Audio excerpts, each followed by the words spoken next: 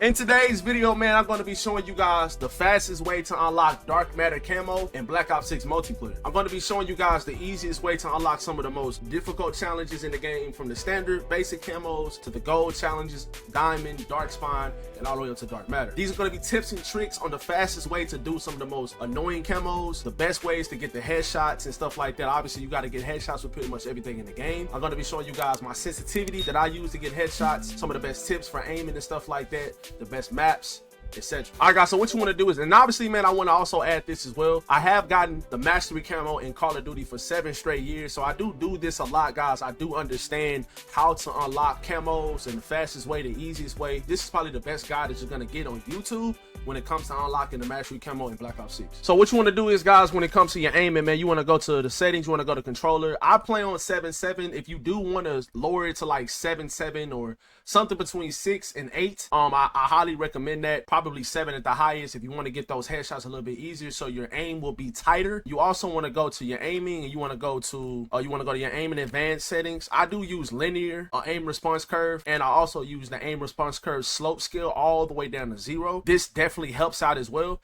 And also, I have my ADS sensitivity transition timing on instant. That's another thing that helps as well. Also, what you want to do is, guys, you want to go to sensitivity multipliers, and you want to turn all of these down all the way to 0.90. Anywhere from 0.90, 0.85, you want to turn these down. My ADS sensitivity multiplier and the ADS sense multiplier focus is already by default on 0.90 and 0.85. This will help out your aim when it comes to getting all of those headshots with the ARs, LMGs, SMGs, and stuff like that. Like playing on the shorter maps and using this sensitivity setting makes your aim a little bit tighter, and it makes it easier to get those headshots. Number 2, guys, this might be one of the most obvious things that I could possibly say, but I want to let you guys know that playing on Nuketown and playing on face-off mosh pit. Now, when I'm recording this video, they are enabling the 24/7 stakeout, which is probably the best face-off map for going for camos. They are going to enable 24/7 stakeout. So Nuketown 24/7 and stakeout 24/7, using those two maps to your advantage when you're going for headshots, whether you're using whatever weapon type you're using, is going to be huge when it comes to unlocking those headshots and getting those camos unlocked. All right, guys, now starting from the very first weapon class, we got the assault rifles. I want to show you guys one of the most annoying camos to unlock in the game, man. It has to be the XM4. And when you go to the Machina, the Machina challenge is confusing for some people. This might be self-explanatory for some people. If it is, you can keep scrolling, or you can go to the other part of the video. But this challenge, guys, is difficult. Or it's not difficult, but it's a little bit tricky, because sometimes you think that you have to be completely healed up before you shoot somebody and you actually take them out or eliminate. If you are shooting somebody when you're one shot that did not shoot you, they count that will count towards this challenge. You do not have to be all the way 100% health when you're shooting at somebody that did not make you one shot. If somebody made you one shot, that person made you one shot, say like, for example, if you're in a gunfight with somebody in front of you that you've seen and they made you one shot, you do not have to like heal up all the way before you shoot their teammate in the back or shoot their teammate on the side. Those will count because they did not touch you.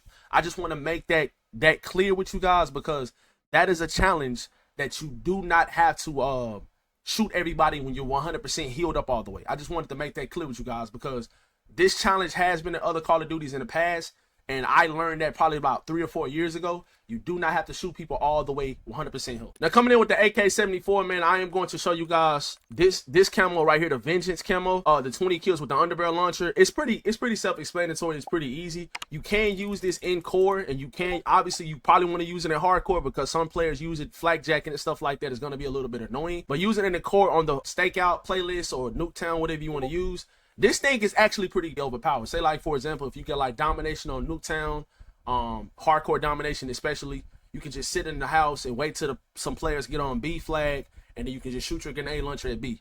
Or if you can, or a hard point, hardcore hard point, or hard point in general, you can shoot this grenade launcher at the point, and it's pretty self-explanatory, guys. But I did want to just let you guys know that you can use this thing in core, and it's actually pretty decent. It's not bad at all. Okay, now on to the SMGs, guys. We have one of the more difficult challenges for the KSV is the Kokopo challenge. This can be kind of annoying, getting 2 kills without reloading 10 times. Now, this is an SMG. Now, what I highly recommend is, guys, is going to your attachments and using the biggest mag possible. The KSV has a pretty fast fire rate, so what you want to do is you want to use the extended mag 2. And if you don't have this unlocked, use the extended mag 1, play hardcore. get a kill, don't reload, get another kill, and then you can reload and then it counts. The 40 mag is pretty good for this weapon, but if you do have the extended mag 2 unlocked for the KSV, go ahead and throw that on. Get a kill, and you'll have that 10 extra bullets. You have 50 bullets in the mag to get those 2 kills. I highly recommend using the biggest mag for this challenge. Okay, now guys, now on to the LMGs, man. We have the XMG LMG, which is the second one, which I think is the best one in the game, by the way. Get 2 kills without releasing the trigger 5 times. This is one of the most annoying challenges in Call of Duty. They implemented this a couple years ago. I don't know why, man, but what you want to do is you want to go to your magazines. You can throw in even an extended mag 1. Now, this gun does have 100 bullets by default, so that is a lot of bullets, especially if you're playing like hardcore, but you do have the chance of shooting your teammates. But I do recommend putting on the longest mag or the biggest mag, or at least the extended mag 1, have 150 bullets. Go to the B flag, get a kill on the B flag, and just shoot your gun continuously into the spawn. Say like, for example, if you're playing on Nuketown, you can even throw on FMJ. Once you get a kill, don't come out of your spawn shooting your bullets 150 bullets. Wait until you get to like the middle of the map or a power position, behind like the truck head glitch on Nuketown, or behind the truck or the car behind on Nuketown behind B flag or something like that. Get into one of those power positions, get a kill, and then just shoot your gun into the enemy spawn. If this challenge is giving you a hard time, you can even throw on FMJ. You can throw in the FMJ attachment, which is one of the fire mods. It is the NATO FMJ rounds, where it gives you like penetration damage, and you can just shoot through the house, the green house or the yellow house, and makes this challenge a lot easier. But wait until you get that first kill and then start just letting loose. You got 150 bullets if you got the extended mag 1, and if you throw in the extended mag 2, you can have 200 bullets. So get you a kill around like the B flag or one of those power positions, and then just go crazy in this one. Okay, guys, now on to the Marksman rifles, man. One thing that I did realize when I'm going for the long shots on the Sarkov 7.62, this is one of the best Marksman rifles in the game, but you do have to get long shots. Now, in the years past, we had to get long shots on pretty much everything, like AR-wise, assault rifles, LMGs. So one of the things that you guys need to know, just a tip, 50 meters is a long shot. So I mean, like you can like throw in one of the scopes or something like that to see how far 50 meters is. Some of you guys even know that off rip, so you can get those long shots up to 50 meters with this Marksman rifle. I did realize a long shot counts as 50 meters. Long shots are pretty easy in this game to get. You want to go to a core playlist, or you might be able to go into Nuketown. I can show you guys a spot on Nuketown just really quick that's really easy to get long shots if you give me 1 second. All right, guys, so these are some of the spots that you can use on Nuketown. I am in a private match. I just want to show you guys. These are some of the spots that you can use to get long shots on Nuketown with the Sarkov or whatever you're using, the snipers and stuff like that. When you're playing like domination, you know guys like to peek this spawn. You can stand here, especially if you're playing like hardcore. You can stand here, wait for somebody to come around the corner.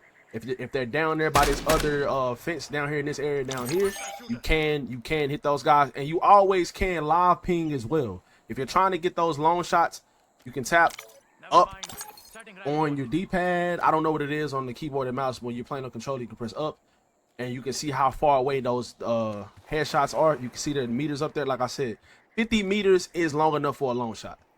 50 meters is long enough. So another line of sight that you can use is right here in the garage. You can go here. That's 50 meters. That's a long shot. So if you get a kill here, people come around that corner right there, that's a long shot. Vice versa as well. If you're back there and you're shooting at people in this garage, that's a long shot. You can go in this garage right here and you can shoot people here. That is a long shot. You can even back up a little bit, and if they coming through there, that's a long shot. So you guys get where I'm coming from with the long shot line of sights on Nuketown. And you only need 15. You can stand here. Obviously, you can stand behind this to kind of give yourself some cover. When they're coming out of their garage, just pop them, and that's a long shot. So yeah, man, those are some of the main spots on Nuketown that are easier for long shots. Okay, guys, so another one of the most annoying challenges in the game right now is probably the hot swap metal kills. I do not have fast hands on lock right now because I did prestige, but like just in general, when you're trying to go for the hot swap kills or the switch weapon kills, 15, I think it's some like with a pistol. Get 15 kills shortly after switching weapons. Using the fast hands perk definitely helps out with this. So what I recommend is have your primary weapon out for at least about 1 to 2 seconds. When you feel like somebody's about to come around the corner or you feel like you're about to get a kill, swap weapons and get that kill. When you do get the kill, the medal pops up at the top called hot swap. Hot swap is the medal that you get for when you switch weapons and get a kill. So you're going to get that medal every single time, and it's going to count towards this camo. So that is one of the most annoying camos in the game to get. I do need to say this though. When you do it with the knife and the baseball bat, the hot swap medal does not pop out, does not pop up at the top of the screen. The only time it pops up is when you're using it with the pistols, because you're not shooting your gun with a baseball bat or a knife. So you do not get those medals when you're getting those kills with the baseball bat and the knife. You only get it with the pistol. Okay, guys, my general perception on getting the gold camo, man, when it comes to getting the double kills, is hardcore face-off. So anything in hardcore face-off, if it's the stakeout map or the what's the knockoff Nuketown map, whichever one, you know what I'm saying, those are the best maps, I feel like, for getting the double kills, which is pretty easy, pretty self-explanatory. But playing hardcore or playing core on those map playlists are really, really easy when it comes to getting those gold camos. Now, when it comes to the diamond camos, just in general, guys, this is just my general perception of my tips on getting the diamond camo, getting the 3 kills without dying. I highly recommend playing Nuketown or playing the regular playlist, throwing on scout post, UAV, and counter UAV, so you can know where your opponents are at all times. Going on those 3 kill streaks, you just need to know where your opponents is. Play Nuketown or play one of those core playlists so you can get your kill streaks, obviously, because in the face-off mode you can't get your kill streaks. So I highly recommend playing Nuketown or the face-off or the regular playlist using scout pulse and UAV, or using scout pulse, UAV, and counter UAV, so those can continue to loop, or you can die and get it over again once you get the 3 kill streak. So yeah, that'll help. And also one more thing, the diamond camo, when you're going for diamond camo, you do not have to die every time you get a 3 kill streak. If you're going like a 6 kill streak or a 9 kill streak, that counts as 1 and 2, 3, that counts. So if you're going a 9 kill streak, that counts as 3. If you're going a 12 kill streak, that counts as 4. So on and so forth. You do not have to die and get a 3 kill streak over and over again in order for this challenge to count. So this is kind of hard for some people, but I highly recommend for the dark spine camo playing hardcore face off. When you get into this playlist and you play, especially stakeout or the knockoff Nuketown map, I can't think of the name of it. If you play those 2 maps, getting into the enemy spawn is vital, because you can get into their spawn and get those triple kills very easily when it comes to getting the dark spine camo. I highly recommend hardcore face off, guys, especially hardcore stakeout. If you get into the enemy spawn, I highly recommend using the middle of the map on stakeout, going through the window area, the little spot you can jump off the map, using that area to flank and get behind the enemies, because they're always using those 2 head glitches to go across the hallway where the B flag is. Highly recommend going through the middle, getting behind your opponents, getting those 3 kills on the guys' head glitch in the counters, turn around, aim at the doorway. They're going to be coming back that same way, that same respawn. So yeah, that's what I recommend when it comes to getting the dark spine camo. Now obviously dark matter is kind of the same, is under the same breath as I said with the diamond camo, guys. This is a 5 kill streak, but it's only 3 times. You get a UAV, get a counter UAV, get scout post. Use those 3 kill streaks, play Nuketown, play the regular playlist. Play your life. Obviously you want to play as conservative as possible to get those 5 kill streaks. Or if you like that, if you really like that, if you're really good at the game, you know what I'm saying, you can just do what you do. Use UAV, counter UAV, scout post, so you can keep on looping those streaks. If you get a 5 kill streak without those streaks, die.